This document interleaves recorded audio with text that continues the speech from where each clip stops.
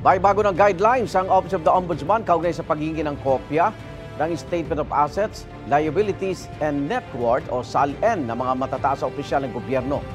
Pagkakaroon na ng digital copies ang mga SALN at binawasan ng ilang requirements sa paghingi ng mga kopya nito. May unang balita si Salima Refran. Pagdating ng November 15, maaari na mag-request ng kopya ng SALN o Statement of Assets, Liabilities and Net Worth ng Pangulo, Pangalawang Pangulo at iba pang opisyal ng gobyerno na inihain sa Office of the Ombudsman.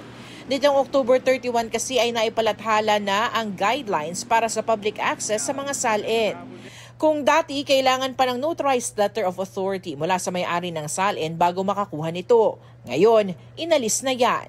2 ID at filled out form lang ang kailangan.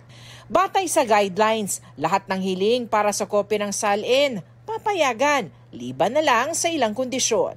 Isa riyan ay dapat walang derogatory record ng maling paggamit ng dokumento ang nagre-request. Hindi na rin sisirain ang mga SALN on file at itatago ang mga ito digitally. Hindi tulad sa mga naunang memorandum na sisirain ang mga kopya ng SALN matapos ang 10 taon, liban na lamang kung bahagi ito ng investigasyon. The prescriptive period for any of the violations of RA 3019 is now 20 years. Kaya natin binago ang mga periods for the accessibility of physical SALNs. So, as long as final nyo within 20 years, we will keep it physically for 20 years. But after that, basta meron na tayong digital record, that will be there virtually forever. Ang virtual copies ng SALN makakatulong raw sa investigasyon lalo't pinalawig na ang prescriptive period o panahong pwedeng magkaso sa ilalim ng Anti-Graft and Corrupt Practices Act na 20 taon. Well, it can definitely track the accumulation of wealth of a public official.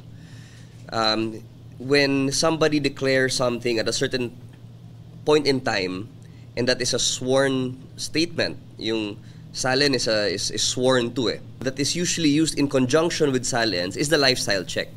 So if there's any information or intelligence po na yung SALN at a certain point in time ay misdeclared or may mga misrepresentations, merong hindi linagay doon na alam natin siya ang may-ari at a certain point in time, then you can compare.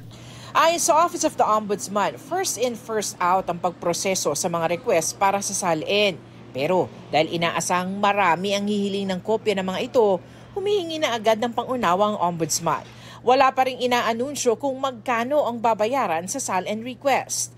Paalala rin ng opisina, maaaring hindi na pagbigyan ang susunod na SALN request ng isang partido kung di susunod sa guidelines. Kabilang na ang pagsusumite ng publish o broadcast output 5 araw matapos makuha ang kopya ng SALN. Ito ang unang balita sa Salima Refran para sa GMA Integrated News. Igan, mauna ka sa mga balita, mag-subscribe na sa GMA Integrated News sa YouTube para sa iba't ibang ulat sa ating bansa.